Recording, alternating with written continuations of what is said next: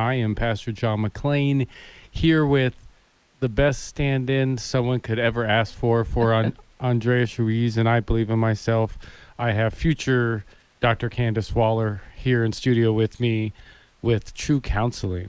Thanks for having me. I enjoy filling in for Andreas when I can. Some big shoes to fill, I know. but you fill them well. You're just like almost like this real soft Bob Ross type like energy that comes to the show. You just kind of like whisper the things that we need to know into our ears. I try. I just channel my inner Andreas. And absolutely, I believe in myself, and Andreas. Yeah, absolutely. And as you all know, this is the Common Good Radio Show brought to you by Veteran Rescue Mission, and like we do every single show for over 70 shows, I would say now, we put God first. And we give grace to a Father that blesses us so very much, as certainly continues to bless our organization, continues to bless our thrift store, continues to bless all the veterans that go through our program to get housed,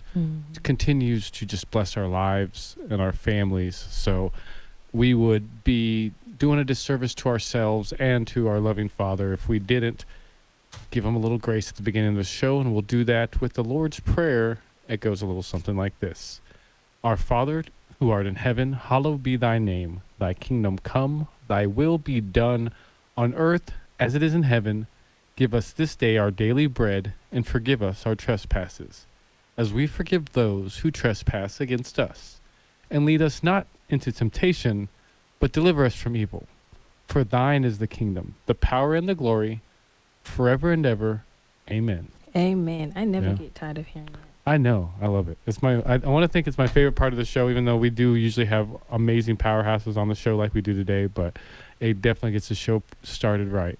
I agree. Yeah. So we have on the show today, we have amazing journalist, author, a man of many skills, but today he'll be talking about the new book that he wrote called Confessions of an Investigative Reporter that is getting lots of accolades. It's certainly becoming a popular one. His name is Matthew Schwartz. And then also in the second part of the show, we're going to be having Mr. Kevin with Veterans Agriculture Education and Apprenticeship Program in the Southwest to talk about all the work that we're doing to help teach veterans how to do agriculture and get into the agriculture industry. I say we, because Veteran Rescue Mission is one of the organizations that helps do that. So you guys sit in there, definitely listen to another amazing Common Good radio show brought to you by Veteran Rescue Mission. And let's go ahead and speak with our first guest today. What do you think, Candace? Oh, yeah, I'm excited. Yeah, absolutely. I've never met an investigative journalist, so I'm eager to hear what he has to say. I would like to say that I have not either, but I have met investigative journalists. Oh, yeah? Yes. How so? And I've met this investigative journalist in my life. Yes, very much. So I'm very excited. Thank you, Matthew Schwartz, for coming on the show with us and speaking with us about the work you do and this awesome book you've written. Well, thanks for having me. I remember when I interviewed you at least once downtown on a story about the homeless. So I appreciate the time. Yeah, absolutely, and it's such an honor. One, just to have you on my show. It's definitely a full circle thing, going from that point to this point now, hosting a radio show and being able to highlight the amazing stuff happening in the community. But recently, and I'll just start with this before we actually have you. I think you're going to read a little bit for us out of your book. If you'd like me to, yeah, sure. Yes, please. Yeah. So I was just thinking. I was asked recently in that report that you did, was it good or was it bad? And it was actually neutral. So I thank you for that. It was a really honest, real in-depth story. So I certainly have always been had a great appreciation for your skills and your ability. But please, if you would, I guess tell us about Confessions of Investigative Reporter. Open up, I guess, what you're going to be reading for us today. And we have about 4 minutes until we go into the first break. Okay, I'll read this as quickly as possible. It's about my interview with David Berkowitz, the serial killer. And I'll start chapter 1 of the book, and one of my most famous stories and what came off as a result of it. So I'll start reading a little bit now. One of the most notorious killers in history was sitting 3 feet from me. David Berkowitz, the self-proclaimed son of Sam, the .44 caliber killer, had murdered 6 people and wounded 7 others in a shooting spree that terrorized New Yorkers over 13 months in 1976 and 77. Berkowitz targeted attractive young women, most with long brown hair. Many who fit those descriptions had dyed their hair blonde and cut it short to avoid being noticed by the target of the biggest police manhunt in the city's history. Decades later, the serial killer and I became pen pals. Berkowitz had a parole hearing approaching, and I thought he might want to talk about. The hearing was a legality, a requirement for inmates having served 25 years. There was no chance, of course, of him being paroled. He had been sentenced to 6 consecutive terms of 25 years to life. 25 years after his killing spree, I was in a prison interview room waiting for Berkowitz. He smiled as he entered the room. I stood to greet him and extended my hand. People have asked me how it felt to shake hands with a serial killer. Weird. I thought about what he did when he held a gun in his hand. I didn't want to shake his, but I felt I had to. Refusing to do so would not get the interview off to a good start. Berkowitz said in a soft, high-pitched voice with a New York accent, "Okay, nice to meet you."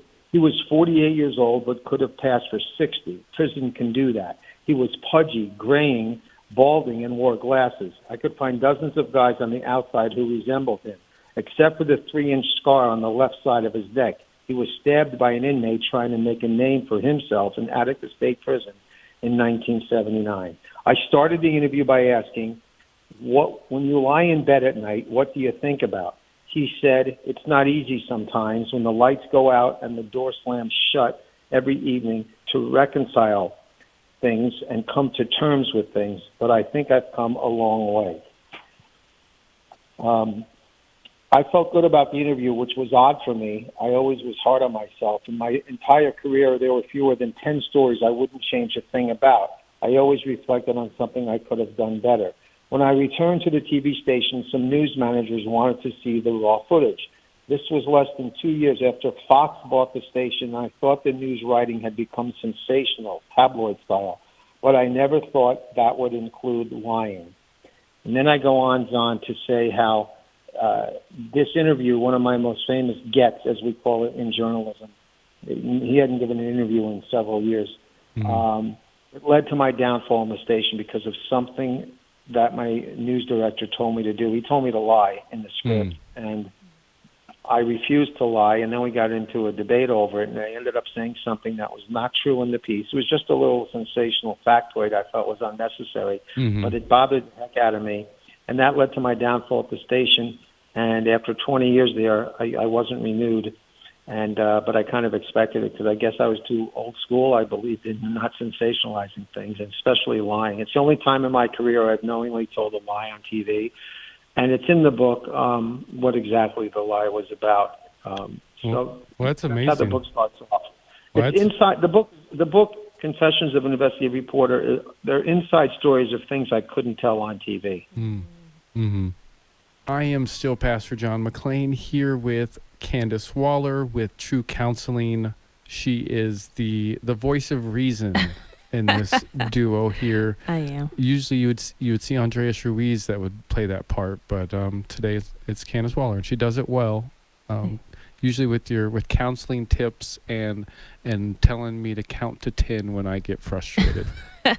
I agree. I enjoy being here. Yeah. Every time I come, it's a new experience for sure. Yeah, and we're especially blessed today because we have Matthew Schwartz on air with us today, and he was just telling us definitely something we didn't expect, a really awesome story about one of the many reports that he's done over the years about the son of Sam, and just giving us a touch of what he does, and thank you once again, Matthew, for being here with us. Well, thank you for the time. Absolutely. And so in Confessions of an Investigative Reporter, Matthew Schwartz book.com, you said is where they can get it? Yes, and also on barnesandnoble.com and Amazon, and as they say, wherever books are sold. Nice, beautiful. And then I say the big thing that really struck me, and you're the man to ask on this. So, and as we discussed before, I've known your work for a while. I mean, you just have this great, this vast amount of work. It's over 10,000 stories that you've done for television stations across the U.S., winning over 200 awards. What is that like? Well, it's funny. A lot of people, I retired in June of last year, and a lot of people don't even know I retired when they see me. But, it was gratifying. The career was gratifying. I have to say that at some point, I would say in the early 90s, I was getting a little frustrated about, chasing fire engines and police cars. I was a general assignment reporter at the beginning of my career. And then in 1992, I was promoted to investigative reporter. I worked 20 of my 44 years on TV at one station in New York City. And that really let me sink my teeth into substantive stories that you really that you really thought were helping people, making a difference in the community.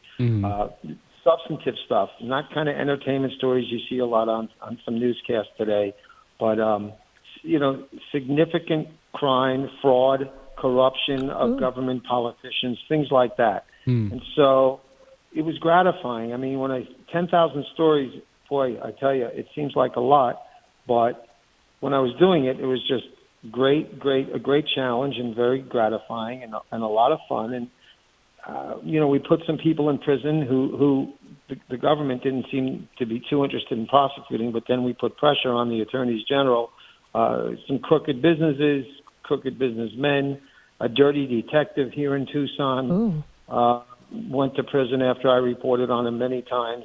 So I like to think I made a bit of a difference. Nice. Yeah, it sounds like you made a difference. Like, and I kind of have a two-part question. Like, what inspired you to write this particular book, but also, like, what inspired you to kind of get into this field just in general? Because it's not really something like we ask a little kid, like, what do you want to do when you grow up? Most people don't say, I want to be an investigative, journalist. So, like, how did you find your way into this? Yeah, Candace, the second part of your question first. I was about 15. I was a lucky kid that I knew what I wanted to do when I was about 15. First, I thought of being a lawyer. Then I didn't want to go to college for eight more years. Yeah. So a friend of my father's, Jim Donnelly, the late Jim Donnelly, was a great newscaster in New York City. And through my father, I met Jim, and he was morning drive co-anchor on WCBS News Radio 88 in New York City, one of the great stations in the country. And Jim said, you want to shadow me at work? Be at my house at 2:30 in the morning. Ooh. So I did that several times, many times throughout high school and when I was home from college. And by then I knew people, and I loved the rush of it. I kind of knew I didn't want a 9-to-5 desk job. So I actually started as a gopher in radio, and then I went through the minor leagues at TV. And my dream was to be on TV in my home market of New York City by my 30th birthday. And my first day on the air was exactly my 30th birthday. Oh, nice. And the other part of your question is about why I wrote the book. I did it as a legacy and what prompted me to write it. A bucket list, not to make money or have a bestseller. To my amazement, it hit number 1 in its category in Amazon right after it came out last May. Congratulations. Yeah, thank you. I was shocked. And it was traditionally published. I sent it to one publishing house on the recommendation of some friends and some journalists, some that don't even know me, some big names like Bob Dotson from the Today Show. They loved it, so I sent it to a publishing house, and they bought it, paid me a small advance, which blew my mind. But the reason I wrote it was a lot of people were coming up to me over the years in New York and elsewhere, family, friends, viewers, and they'd say, what did you want to say that you couldn't say? What wasn't politically correct? What's the real deal on that bad guy? What were you thinking? What couldn't you say in that piece? So the subtitle of the book was going to be Stories I Couldn't Tell on TV. Ooh. But the publisher thought that was too long, so we just kept it as Confessions of an Investigative Reporter. But I started taking notes, Candace, in the 90s. And I had notes, and then finally somebody said, stop procrastinating, because I kept saying I'll write the book or try to write it when I retire. So I just got up every morning at 5 a.m. before I had to go to KVOA, and I tried to write a page a day. That was the best advice an author gave me. Write a page a day. Then it doesn't seem so overwhelming. So that's what happened. Then I wrote a page a day and then, rewrote it and changed the order of some things. And the publisher was very good as far as changes and things I want to keep in there and let me have my say for the most part. And people are loving the book because they're telling me that it's first of all, it's short and punchy. It's about 230 pages, and you can jump around. You don't have to read it in order because they're all self-contained. Stories I did on TV in Tampa, Cleveland, here, and Tucson, of course, a lot of Tucson stories, and New York City also. And it's just things that I reported, but my personal feelings and failings of my career, but things I couldn't say on TV for various reasons. And I have some insight, I hope, some good advice, I hope, for aspiring journalists in there as well. Nice. Now we have, I'd say, about a minute and a half left. Tell our listeners where they can catch you, like the next reading, next signing, the next, where, they can locate you if they want to get a hold of one of these. We're basically redoing the book tour because, the book dropped in the beginning of the pandemic. So I'm going to be, the next one is going to be Saturday, September 25th at the Barnes & Noble West Side by the Foothills Mall from 1 p.m. to 4 p.m. And both Barnes & Nobles have many copies of my book right now on the shelf. And I'll be there if anybody wants an autograph or somebody to write something in their book. I'll be happy to answer questions about any stories I did, whatever they want to ask. So that's the next appearance right now. That's Saturday, September 25th at the West Side Barnes & Noble at 1 p.m. Awesome. I guess another kind of fun question would be, what's on the horizon for you now? A lot of people are asking me if I'll write a second book, but I have to find a subject I really want to write about. I didn't leave over enough, to do a sequel to this, like a part 2.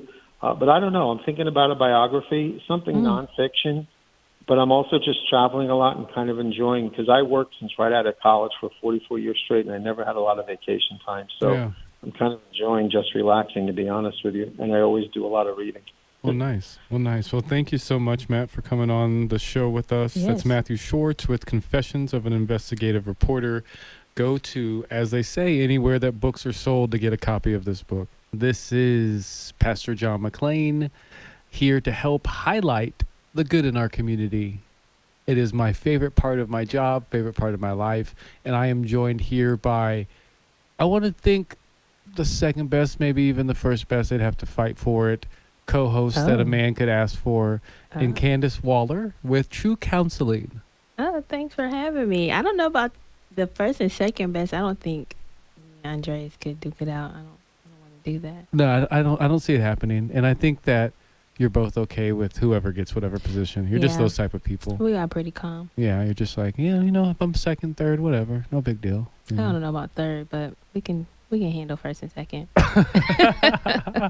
well, that's Andreas Ruiz's replacement for the day. She's like, maybe I'll be the permanent replacement. We'll see. I don't know. It's hard though. He's the guy who motivated me to do everything awesome in my life. So, he rightfully sits in that seat. He earns the spot. Yeah, he earns a spot. Yeah.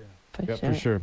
And he's gone this week. He's in Colorado with his family. Oh, nice. Just having fun. I think they saw them at Legoland yesterday. I've never been to a Lego of the Land. It's mainly for like kids under 10, so I don't think it'd really be your jam. That's but true. Maybe one day. Maybe One day. So, but on a side note, the main note, the man of the hour here is his name's Kevin. He's with Veterans Agricultural Education and Apprenticeship Program in the Southwest. If you think that's a long name, it's because it is. It is. But the acronym is VAEAPS. And Kevin is pretty much, I want to think, in a lot of ways, one of the brains behind the machine for VAEAPS. So thank you for being on the show with us, Kevin. Jonathan, thanks for having me. Yeah, absolutely. So I guess this is a question I think you're probably the sixth person with this organization that I've had on the show now. And the question I always like to ask is, what is Veterans Agricultural Education and Apprenticeship Program in the Southwest? I think that's a really important question to ask because it kind of helps people understand better what we do. I'm sure in the past you've kind of heard, we're an education program that's designed to help integrate veterans back into agriculture. And that's most certainly our focus and, the terms of the grant. But I really like to think that what we are is we're an educational institution that's not only showing how agriculture is a viable livelihood and something that's desperately needed, not only in this country but across the planet, but also green technologies. So when we're looking at solar, rainwater harvesting, and the various other aspects of green technology and how it integrates into food and other forms of agriculture production. Yeah, I'm glad you mentioned that, because that's definitely for me having when Veteran Rescue Mission and myself came on to this collective, a couple of years ago now, I think it is. That was one of the parts I didn't really realize we would be dealing with. It's as much as this is teaching people agriculture. There's so much sustainable technology and just kind of sustainability as a whole that this is, this organization is doing. I guess speak to that more and like your thoughts of like how that's come along as time's gone on. Well, I think as we start to see Tier 1 water restrictions showing up in parts of Arizona and parts of California, we know water is an issue. So when we look at the demand of water from the agriculture sector, looking at components or technologies such as CEA or controlled environment agriculture, whether we're growing in hoop houses or controlled environment, with HVAC systems to enhance production and extend that year round. So controlled environment is one aspect of that new technology. But even new exciting technologies such as drones and the industry that's been created with drone technology, that's one of the more recent exciting programs that we've just brought on board. So everything from solar to wind powered or wind generation to rainwater harvesting, as I mentioned earlier, to drone technology and what drones doing for the industry. That's interesting with the drone technology, and I never thought about like the rainwater, how that could impact. But with those new technologies, what have been some of the setbacks that the program has experienced? For us particularly, I think our biggest setbacks have probably just been finding veterans and individuals who are interested in taking that programming and learning from it and finding ways to incorporate that into their business models. Do you guys feel like you need to start, I guess, younger? Because I think a lot of people don't understand the importance of just agriculture in general. So maybe finding people to understand the importance is hard because they just weren't socialized that way. So how do you socialize people to take this project or just subject more serious? Yeah, Candace. And, the last 2 years have really kind of shown a lot of people, how innovative we have to be, I guess, as we look to still socialize as a species and work together. In this program in particular, when we were looking at training individuals in agriculture, a huge part of that's hands-on. So the social distancing and those types of things have certainly posed challenges for the program, but we've found ways to overcome using as much digital space as we can and practicing social distancing measures as appropriate. And I think one of the other things that's really important that the team has in our meetings come together and decided that part of our outreach efforts, we really need to focus part of that effort onto the urban environment as well, because over the last 150 years, certainly agriculture had a very strong rural presence. But I think what we see with urbanization is that there is definitely a place in the urban environment for agricultural producers. And so shifting our focus to kind of target at least a portion of our messaging towards those in the urban environment that want to grow in the urban environment, that we're able to work with them as well. Yeah, that's a good idea. Yeah, it's awesome. I mean, and I think we have about 30 seconds. We have to go to the first break, so I'll try to keep this short. But the big thing that I saw as a setback is, and it was the oddest thing, like just right after we met as a group, like all of kind of the different stakeholders, if you will, from the different organizations that are part of this organization, COVID hit. Like I want to think it was like maybe a month, 2 months later that like we all found out about what is COVID and where we went from, one plan of, how we have these classes together, and we bring people together, and it's really a community collective. I am still Pastor John McLean, here with still Candace Waller with True Counseling. I'm here. You are here. And we're here highlighting the good in our community. One of the many good things happening in our community is coming out of the Veterans Agricultural Education and Apprenticeship Program in the Southwest. If you go to the Facebook page and you type that in, that'll come up for you. And we have Kevin Fort here with us to discuss all the amazing stuff that's coming out of there, and how they, all the adjustments that were made for COVID, and the sustainable technologies that people are learning well outside of what you would consider in traditional agriculture. I know a big thing that really sparked my interest was the drones. Using those in agriculture, I never even considered that as a thing. That's true. So I thought that was super cool. So thank you once again, Kevin, for being here with us. Absolutely. Thanks for having me.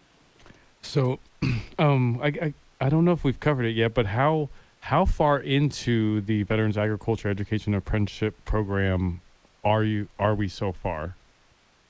We are just getting ready to finish up our second year. We graduated our first two interns a week and a half ago. Very exciting milestones that we're reaching within this program. It's amazing. And what would you say are some of the accomplishments of the program so far? Well, as the program evaluator, I can tell you that there has been a great deal of work within the first year to year and a half of this program to really make sure that the curriculum is in place, so that when we have interested candidates come on board, that they're going to be taking advantage of incredible curriculum that has been developed by the University of Arizona's Cooperative Extension.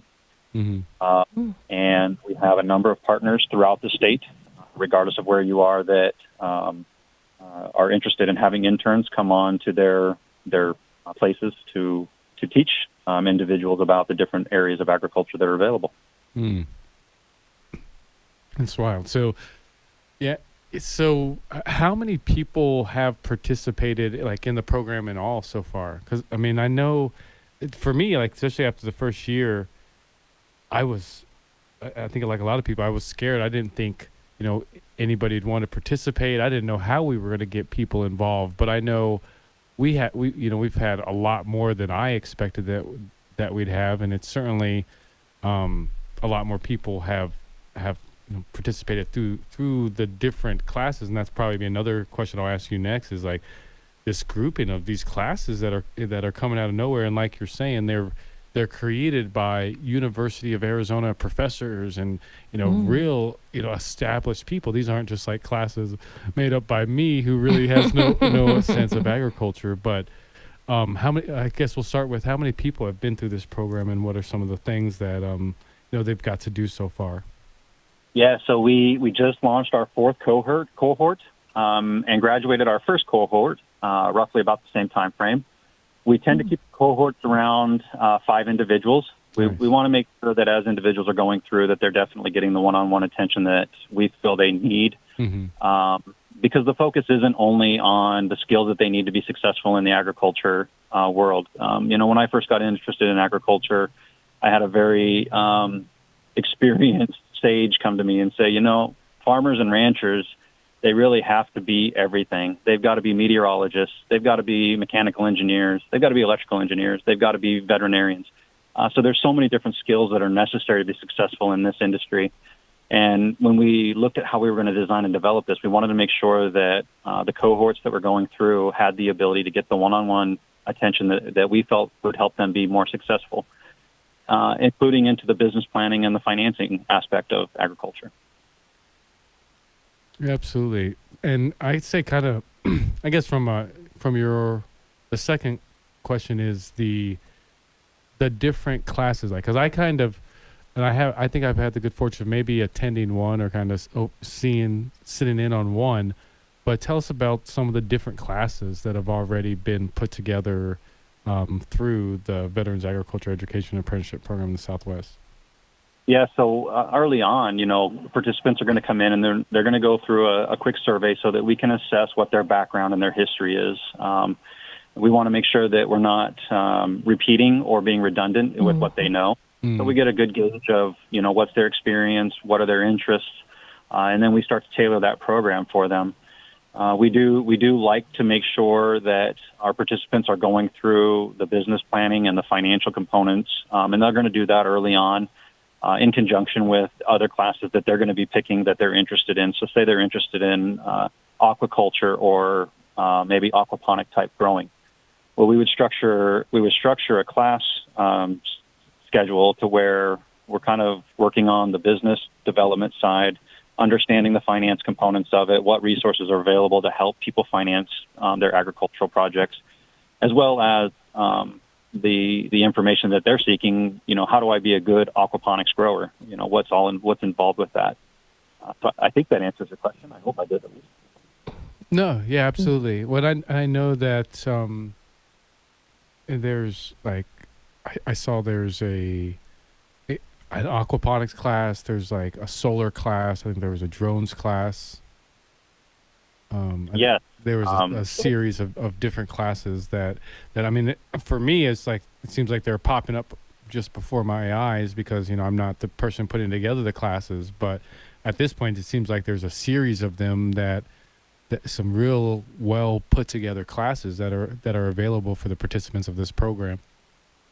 The drone class actually came out of one of the participants expressing interest in that area. We didn't have the curriculum prior to, but when we had one of our candidates express interest in that, we sent one of our program curriculum developers through curriculum development course from the University of Arizona. They came back and wrote that curriculum specifically for agriculture, and so. We encourage participants, if there's an area that you're interested in that we're not covering at the time, let us know, and we'll make sure that we go out and we get that course developed so that we can be of assistance in that area. Yeah, that's so interesting. So it really sounds like even though you guys have a set curriculum, it sounds like each cohort is able to still have something tailored like to them as they kind of move through the overarching curriculum. So like, what is your ideal person for this program? The ideal person is someone who has unwavering dedication to agriculture. I'll be the first to tell you, I've been involved in agriculture in one form or another for the better part of 20 years. And it really does require those who have a strong salt about them, I guess we'll say. The challenges you're going to face in agriculture, they're numerous. They can be unrelenting, and you got to come at it with that upbeat spirit of I'm looking forward to the challenges I'm going to face today. I'm the type of individual who enjoys critical problem solving, and those are the people we find are probably going to be the most successful and happy in this line of work.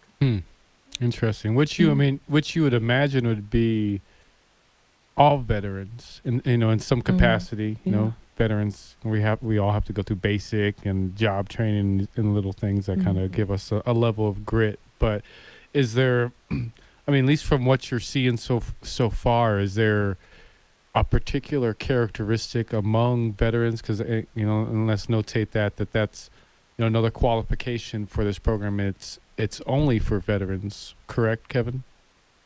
This particular program is specifically targeted towards veterans.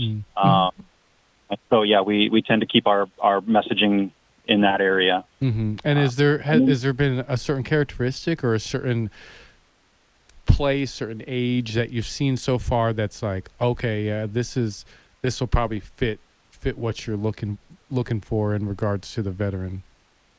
I think as a veteran myself, we just come equipped with a certain skill set or just a way about us, right? We're determined, we're relentless, and those are traits that I think are common amongst the veteran community that speak so well to agriculture and agriculture production. Beyond the traits that of determination and just a general interest and desire, I think a positive, upbeat attitude can really go far, and just a willingness to get out and get your hands dirty. So much, from my experience, so much emotional and physical healing occurs when you put your hands in the soil. I think that's one of the reasons I've been so drawn to agriculture for so long in my life. Nice. Yeah. So how can people contact the VAEAPS if they're interested in getting involved? Well, as you mentioned, our Facebook page is the best way to get a hold of us. If you go to facebook.com, and then you can use the acronym VAEAPSW, and that will link you up to the Veterans Agriculture Education and Apprenticeship Program in the Southwest page. And just send a message, and we'll reach out to you. We'll get an interview scheduled and let you know what to expect. Okay, and then we got probably about a minute, I guess. For a veteran that's going to go through the program, what can they expect going in and expect coming out? Well, they should expect coming in a highly attentive and motivated team that's looking to impart the resources and the knowledge that we've acquired to make this program what it is. And so that's the first and foremost, is just expect that you've got a highly dedicated team that's ready to help in whatever area you're looking for. What you take out of the program, or what we expect our graduates to take from the program, honestly, is entirely up to them. They can stay with the program as long as the program's around and expand their knowledge in the various different areas that are available. So coming out of it, they should feel prepared to go into the market with a solid business plan, an idea of how they're going to financially support and gain from their endeavors, and some knowledge into the different areas of agriculture that are available to them. Awesome. Yeah. Well, thank you so much for coming on the show with us, Kevin. Thank you both for having me.